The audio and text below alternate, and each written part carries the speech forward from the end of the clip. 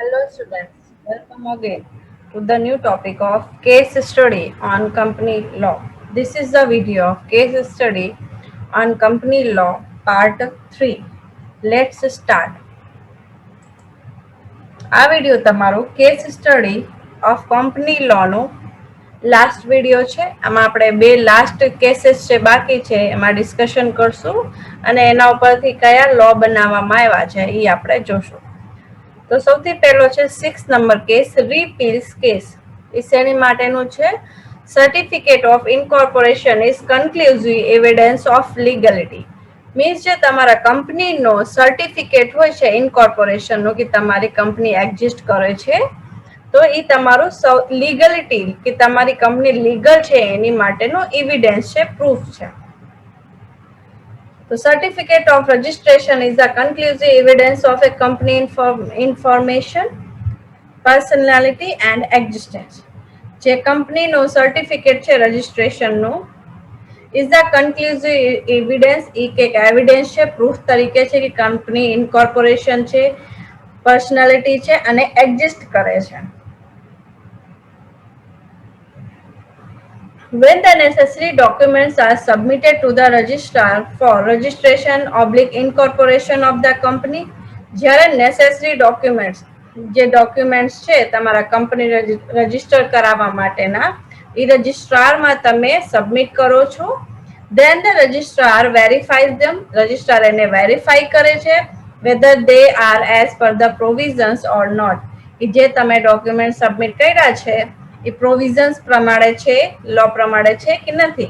After વેરીફાઈંગ ધેમ એને verify કરીને if he is satisfied, એને લાગે છે કે તમારા જે પણ પેપર્સ છે ડોક્યુમેન્ટ છે કરેક્ટ છે, then only he gets the company registered and issue the certificate of registration या incorporation.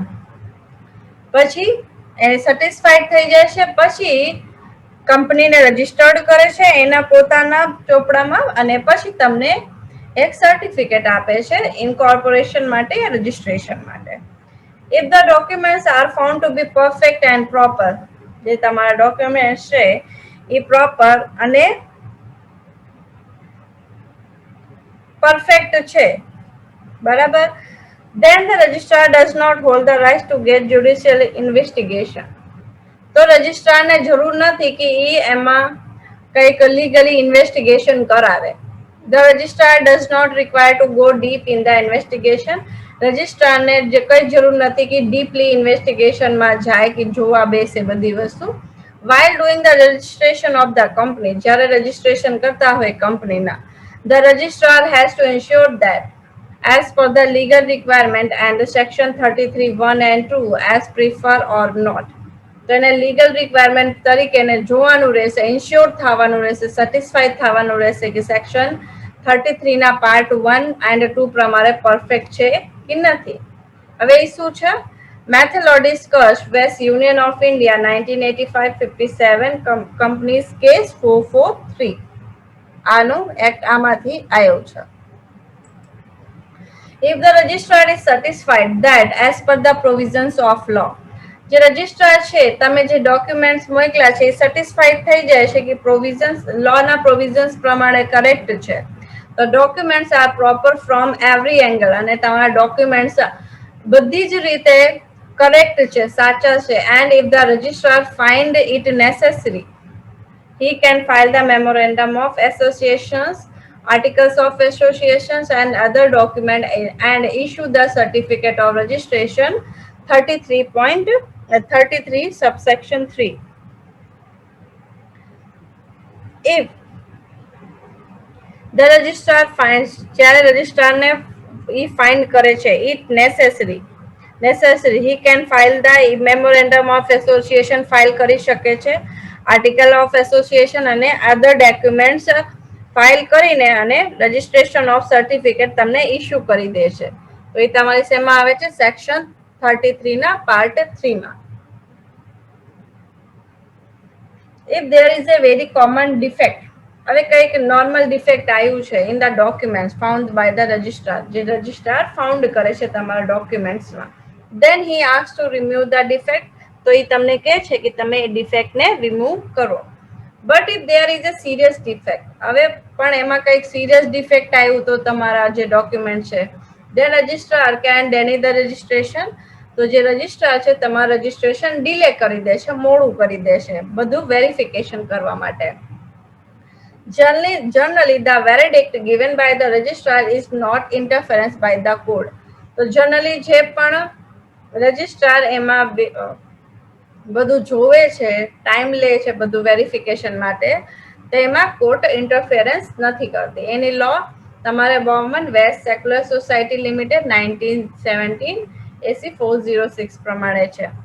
After issuing the certificate of registration, તમે જે રજિસ્ટ્રાર છે એને રજિસ્ટ્રેશન કંપનીનું એક સર્ટિફિકેટ આપી દીધું, રજિસ્ટર કરી દીધું, ઇસ્યુ કરી દીધું. Incorporation to the company, the registrar certifies that the company has been issued the certificate of registration incorporation. જે કંપની છે એની પાસે સર્ટિફિકેટ ઓફ રજિસ્ટ્રેશન છે કે નહીં. If the company is a limited one, company limited છે, then the registrar also mention that company is limited one. તો રજિસ્ટ્રારને એના જે સર્ટિફિકેટ ઇસ્યુ કરે છે એમાં લખવું પડશે કે company is a limited one, A limited one company છે. With receiving the certificate of registration and incorporation by the company, જ્યારે કંપનીને સર્ટિફિકેટ ઓફ રજિસ્ટ્રેશન એન્ડ એનું એક્ઝિસ્ટન્સ મીન્સ ઇન્કોર્પોરેશનનું સર્ટિફિકેટ મળી જાય છે, it is statutory to have conclusive evidence of existence of company. તો હવે legally જે કંપની છે એ એક્ઝિસ્ટ કરે છે એની માટેનો એવિડન્સ છે.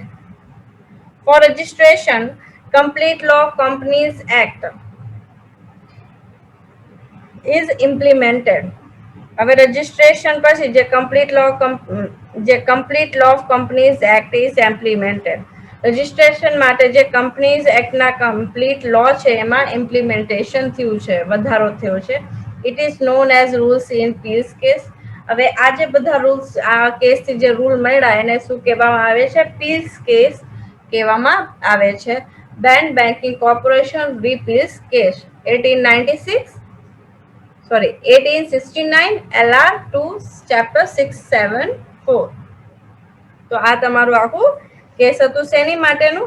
Certificate of incorporation is exclusive evident of legality, કે તમારી કંપની જે એક્ઝિસ્ટ કરે છે એની માટે તમારે ઇન્કોર્પોરેશનનું સર્ટિફિકેટ કમ્પલસરી હોવું જોઈએ. Last one case, Badri Prasad waste નાગરમલ, conversion of private company into public company by holding more than 25% shares of a private company. Said Badrinath Prasad and others were said Nagramal and others.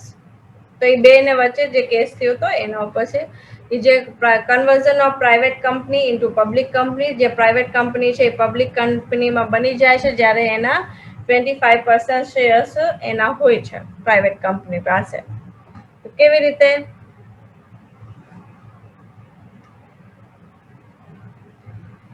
When cloth control was implemented in revised state of Gwalior, જ્યારે cloth control means વૈધા revise state of ગ્વાલિયરના revise સ્ટેટમાં, the cloth merchant of Budhar village incorporation and association, the association used to collect the quota of clothes and used to collectively sell in the wholesale and retail market. જ્યારે ગ્વાલિયરમાં રેવાઇઝ સ્ટેટમાં ક્લોથનું collection યા એનું વેચાણ વધ્યું બરાબર, ત્યારે retail માર્કેટમાં, હોલસેલમાં એ બધું વેચવાનું ચાલુ કર્યું. Used to distribute the profit as per the proportion of the capital held by the association members. તો જે પ્રોફિટ એમને ધાર્યું તો એ પ્રમાણે એમાં એડ કરીને વેચતા હતા. 25 members of the association had initiated a capital fund of ₹1 lakh. તેમાં એક કેપિટલ ફંડ થયું તમારે કેટલાનું? 25 members to ₹1 lakh. The association was neither in writing nor any registration was done. જે એસોસિએશન છે એને કંઈક રજિસ્ટ્રેશન નથી કરાયું, લખેલું નથી, અને રાઇટિંગમાં નહીં અને રજિસ્ટ્રેશન એ નથી. It did not have written articles. એની પાસે કંઈક written articles નથી. It proceedings were carried out by the president and founder of the association. is કેવી રીતે વધારવામાં આવ્યું હતું, પ્રોસીડ કરવામાં આવ્યું હતું એના પ્રેસિડેન્ટ અને એના જે ફાઉન્ડર્સ હતા. The president used to be elected every year. જે પ્રેસિડેન્ટ છે ઇલેક્ટ કરવામાં આવતા હતા દર વર્ષે. He used to prepare annual report. એમને એન્યુઅલ રિપોર્ટ તૈયાર કરવાનું એન્ડ અર્ન પ્રોફિટ, જે પ્રોફિટ મળ્યું હોય આખા વર્ષમાં, was distribute among the members in the proportion to their shares in capital. અને એ પ્રોફિટને જેટલા મેમ્બર્સ હોય ને એમના શેર્સ કેટલા છે કંપનીમાં એ પ્રમાણે ઈચ પ્રપોર્શનમાં શેર કરવાના હોય, દેવાના હોય છે. As per Section 4.2 Revised State Company Act 1935, if an association, partners or company having more than 20 members. હવે section 4.2 revise state company act 1935 પ્રમાણે ગમે તે પ્રપોર્શન યા પાર્ટનર્સ યા કંપની જેમાં 20 મેમ્બર્સ કરતા વધારે હોય and it their main objective was to do business, અને એમનું મેઇન ઓબ્જેક્ટ શું હોય છે કે એમને બિઝનેસ કરવું છે, then it was necessary to get it registered under the act. તો એમને કમ્પલસરી એક્ટ પ્રમાણે રજીસ્ટ્રેશન કરાવવાનું હોય છે. Defendant Seth Nagramal was the president of the association from January 1946 to June 1946. ડિફેન્ડમાં કોણ હતું? શેઠ નાગરમલ, જે પ્રેસિડેન્ટ ઓફ એસોસિએશન હતા, એસોસિએશનના પ્રેસિડેન્ટ હતા. ક્યારથી ક્યાં સુધી? જનવરીથી જૂન સુધી 1946માં. Before and after that the period the complainant Seth Badri Prasad was the president of the association. એના પહેલા અને એના પછી કોણ હતું president? Seth Badri Prasad. There was the complaint of Seth Badri Prasad. A complaint હતી Seth Badri Prakash and others that when Seth Nagramal was the president, જ્યારે Seth Nagramal president હતા, then he did not submit the financial statement completely. ત્યારે એમને yearly જે financial statement હોય completely submit નથી કર્યું and that's why he had requested to court to get the financial statement. એટલે એને કોર્ટમાં રિક્વેસ્ટ કરી છે કે ફાઇનાન્શિયલ સ્ટેટમેન્ટ આપે. And disturb the profit with interest to the members. અને જે પ્રોફિટ થયું છે એ બધા જ મેમ્બરને, કંપનીના જેટલા મેમ્બર છે એમના પ્રપોર્શન પ્રમાણે આપી દે, ડિસ્ટ્રીબ્યુટ કરી દે. Keeping in view the basis matter of the law. આ મેટરને બેસિક લો પ્રમાણે જોઈને the Supreme Court of India held the Supreme Court of India decision લીધું ઇન સચ અ કેસ, આવી રીતના કેસમાં where the association itself was illegal, જ્યાં association પોતે ખોટું છે, ઇલીગલ છે, then the court cannot help the complainant to regularize the irregularities carried out in it.